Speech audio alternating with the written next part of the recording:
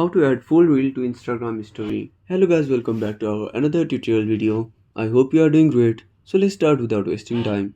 First of all, open up your Instagram. Now tap on the reel icon. Now tap on the three dots and tap on share button. Now tap on copy link and go back to your home screen. Now open up any web browser.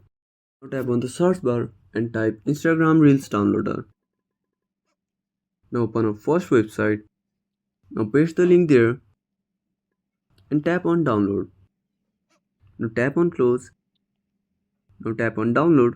Now go back to your home screen and open up Instagram. Now tap on plus icon in your story.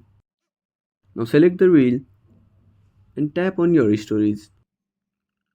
So by following this simple step, you can add full reel to Instagram story.